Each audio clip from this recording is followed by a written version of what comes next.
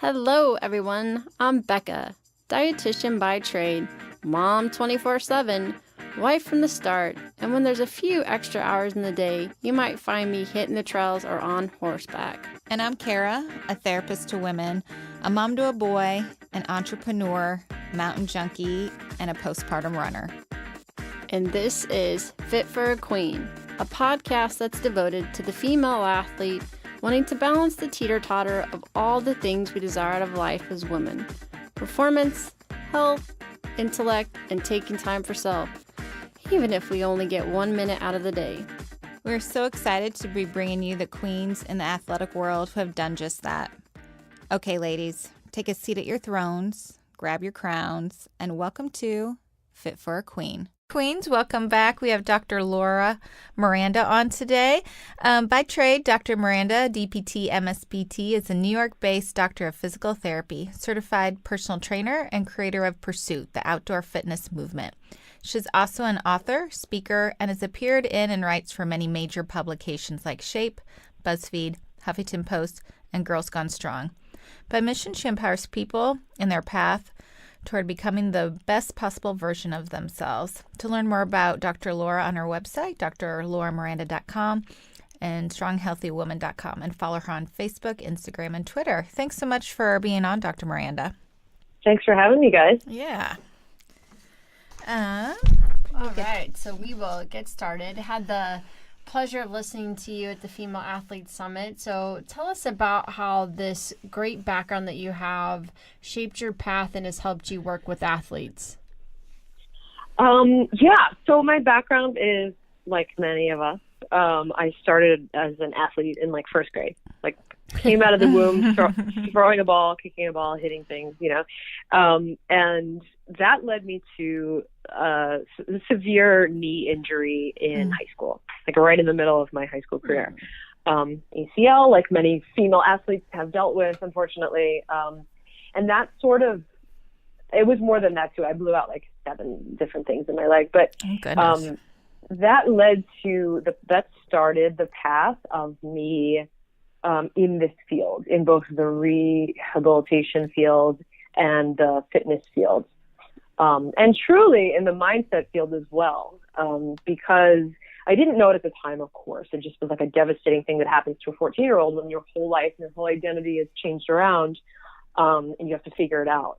You have to just figure it out and how to get better. And what I realized is that I came from many injuries, not being able to walk, not being able to move, to back to full speed, full strength, and that was my first introduction to strength training, and let alone just the rehab aspect of everything.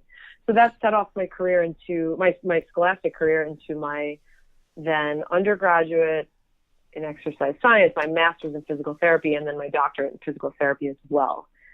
So I just studied my butt off for so many years to be able to be. I was inspired and empowered by those badass females that were my therapists back then, honestly. Right. I'm I want to be like them. I really did from that minute,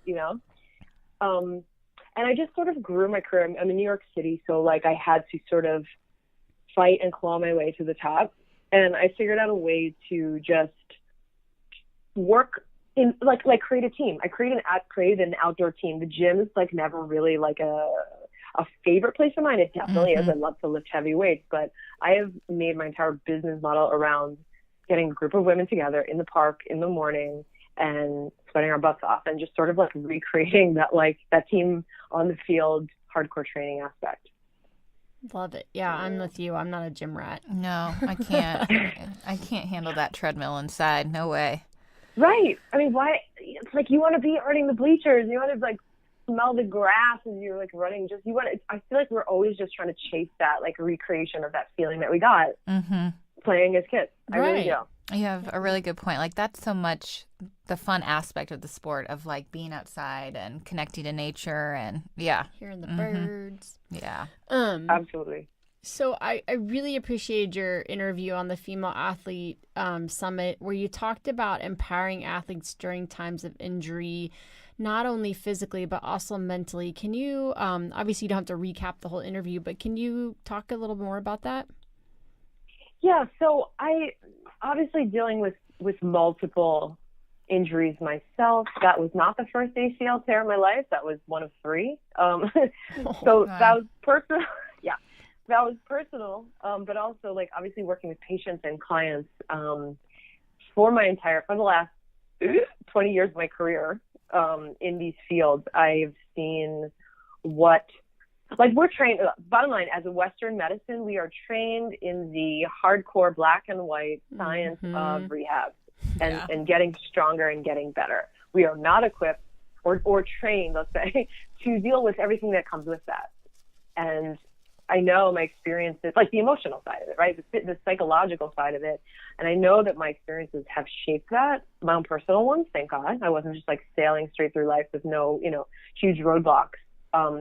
So as a physical therapist, as a trainer who mostly works with women and female athletes, the major thing, number one, first and foremost, is understanding. Whether you're the coach, especially if you're the client, the athlete, or if you're even the parent, you have to understand that what this actually does, how detrimental this actually is for the patient, for the person, the injured person. It's their sense of identity. It's their huge source of self-esteem. It is like who they are in the world. And without a concept of understanding that this is actually expected for you to feel really terrible and for you to be, who am I? What am I? What's my future like? What is it, the end? I have no place to like relieve my stress. For many athletes, it's like how you get rid of the day. You have to sweat it out and run around and kick things and hit things. So as the people that are in charge of the athletes or the athletes themselves, it's really, really important, just like I said, to understand that the consequences of these injuries goes way worse. Often it's worse than the actual ligament tear or the muscle strain or the ankle sprain. And there are many tools to deal with that. And I don't know how much you guys want me to go, how deep you want me to go into it.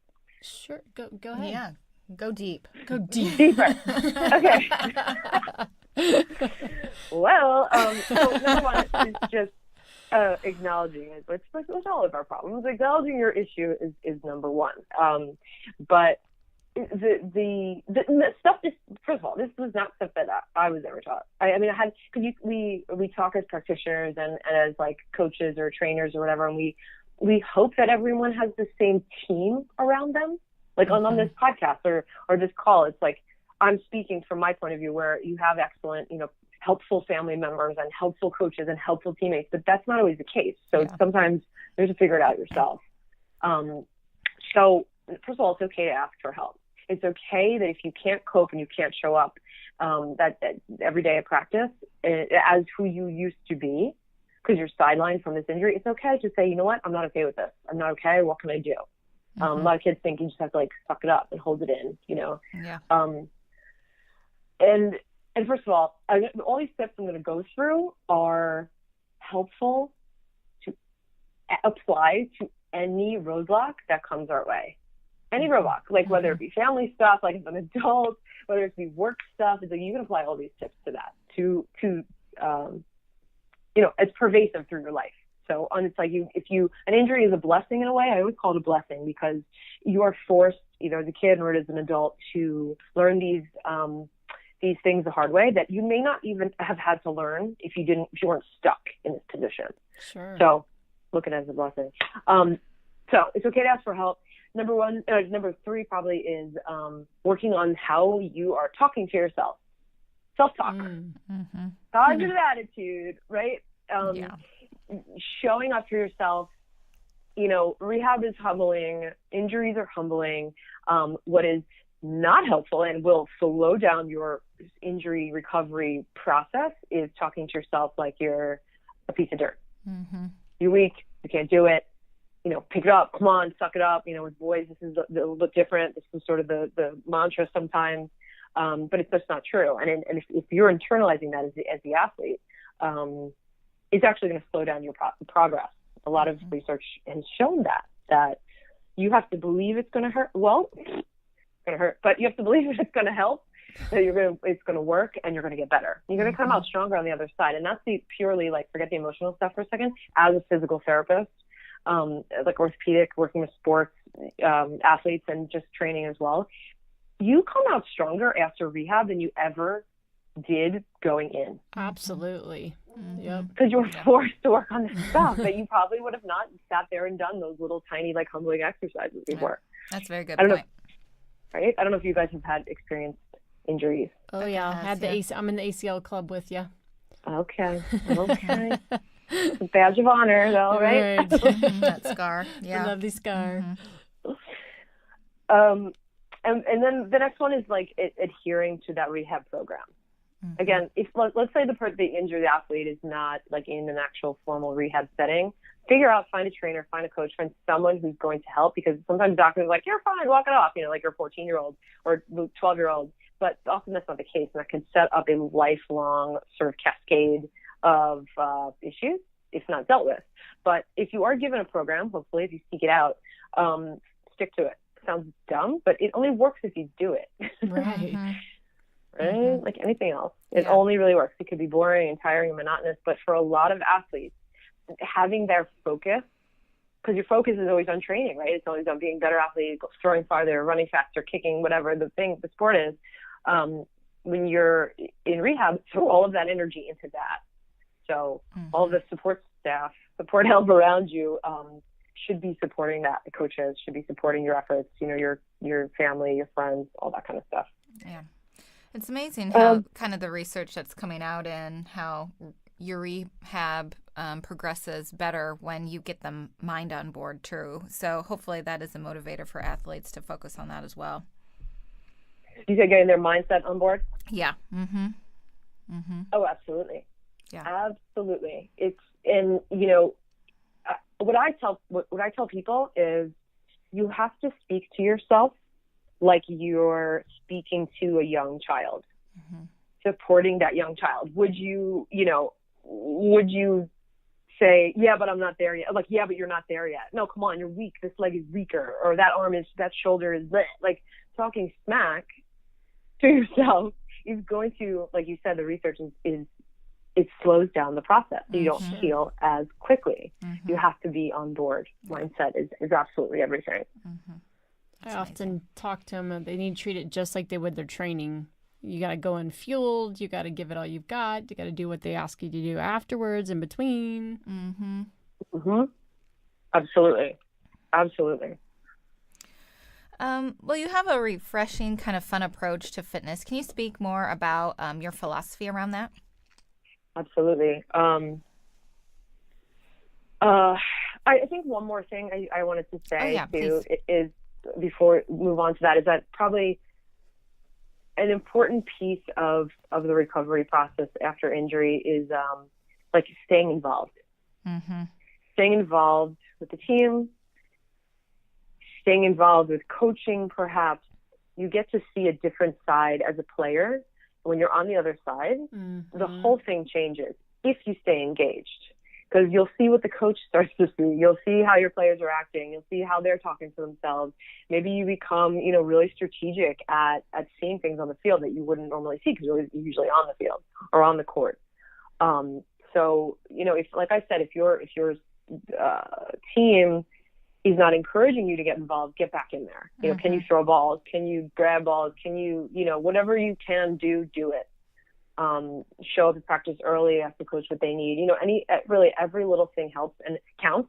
And that is what emotionally and mentally, to bring it back to your point, is what keeps your mindset involved versus, the sad version of yourself, like laying on the couch, like, woe is me, I'm getting weaker and skinnier and, losing my game, I'm losing my touch. So that's a very good point. I've known a lot of athletes who, because of an injury and seeing that other side, decide to go into like coaching or, physical therapy or athletic training because they're able to see that side of it. So that's a really good point. Absolutely. That's why I'm here today where I am, for sure. Yeah, definitely. Right. And you're not alienated from the team, which is probably most of your friends, most of your support system. You're making them still be part of it. I love that. Absolutely. Yeah. So, tell us a little bit more about that fun approach to fitness that you were speaking about at the beginning of our interview. Can you speak on your philosophy a little bit? Sure. It took me a while to develop. So, like I told you, my background is all this science stuff about human movement, and I became a personal trainer in grad school because I needed to make money. And with no intention of working like in fitness. I was going to be a PT, like I was going to be the real deal. And then I was like, oh, well, I live in New York City, so many opportunities to make a lot of money doing that. So I did it and I fell in love with it. What I did not fall in love with essentially was the confined transition that I felt from court, field, that realm of training to being inside of the gym. The four walls in the gym, it's like, where are my teammates? Like who's pushing me? Like who's externally coaching me to be better and stronger? And it felt like a huge disconnect. And for my clients as well, because I would attract, ex-athletes that were, really fit, really strong, and they wanted to train in that way as well, where weights didn't really cut it. It's an essential part of the program, don't get me wrong, with everything in terms of being better and stronger, but I took that and I was like, well, what if I take everybody outside? So in middle of Central Park, it's 5:30 in the morning, I started this group fitness program. So again, that attracted like a certain interesting group of people who were all crazy and like, I love the morning, So, yes, you guys are special. Right. I'm with you. Right? It's like family. So, long story short, I developed this methodology where instead of also just staying in one spot of the park, we will go around. We travel. Basically, I work out on the go. And it was really my way of like getting people to move more and run more. Because what's a typical group workout? You stand in one spot, right? Either it's in the gym, and even if it's outside.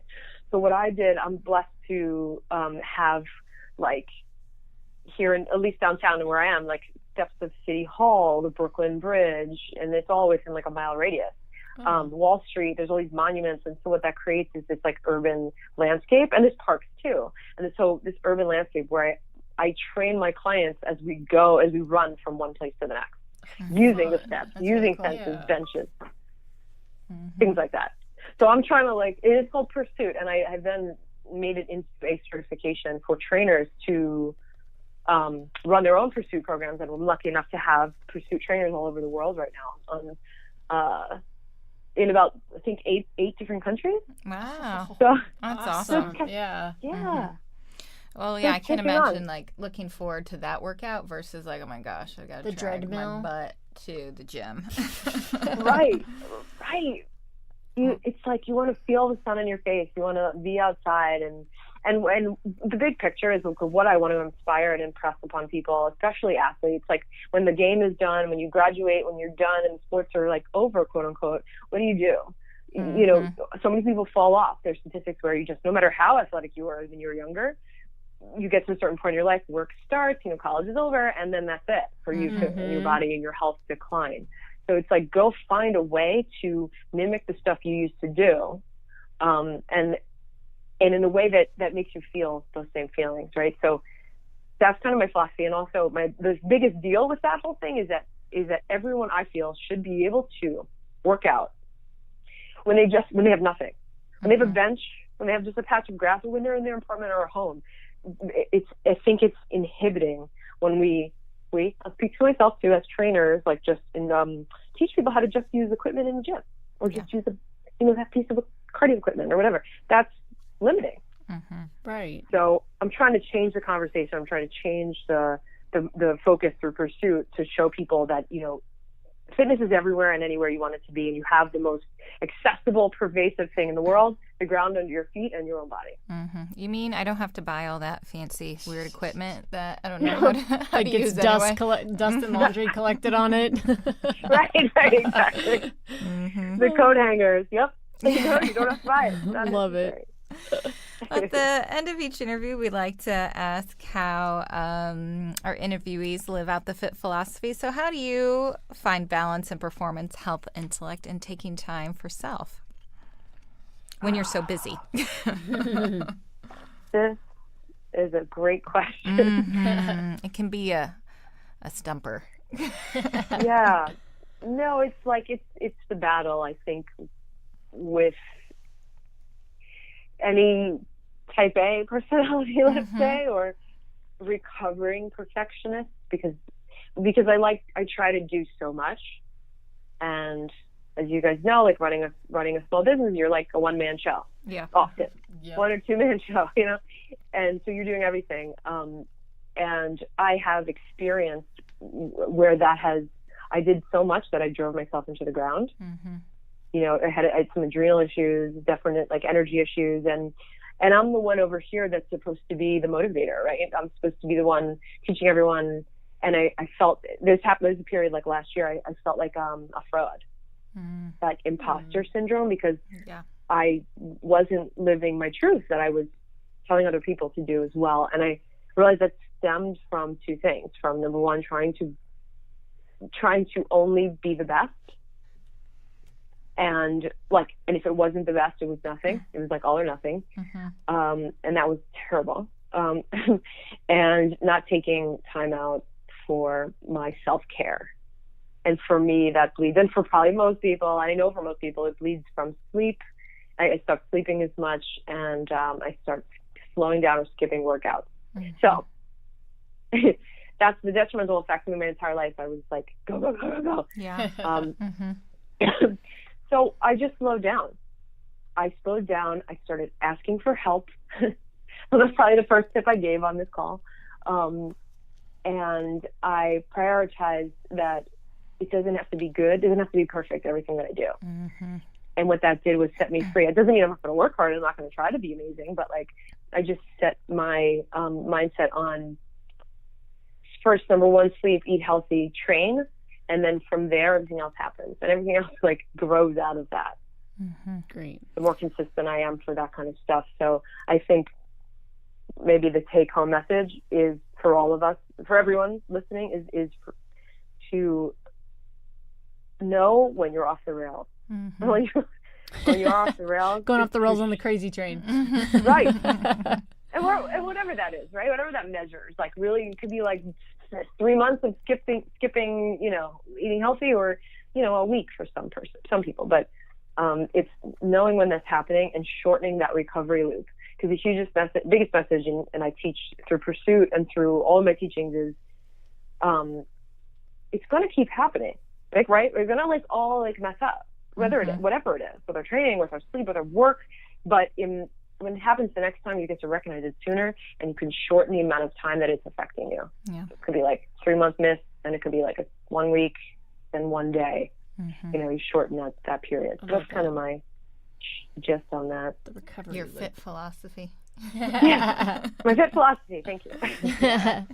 Well, thank you so much for taking your time, and we're gonna have to check out if there's a Kansas City Pursuit. Yeah, I was just we'll thinking talk about somebody to starting one. Absolutely. I got to check that. I don't think there is right now. Oh, okay. There we go. Any trainers out there, get one started. Yeah. We'll be there. Yep. I'll feed Kara extra coffee in the morning. Okay, I need it. I'm not a morning workout person. I can't. Well, thank you so much, and we look forward to hearing more about what you do in the future. Thanks for having me on, guys. You bet. Thanks. Bye, Bye-bye. Queens. Thank you to our sponsor today, Sentimano Counseling. Sentimano Counseling is the premier perinatal mental health practice in Kansas City, treating mood disorders during pregnancy and postpartum, perinatal loss, infertility, eating, and exercise disorders. Go to sentimano.com for further information about the practice and services. For additional information on today's topic and guests, follow us on Facebook, Twitter, and Instagram at Fit for a Queen. And Hashtag Fit for a Queen. don't forget to rate us on iTunes. We can't wait for you to join us next time on Fit for a Queen. Bye, Queens.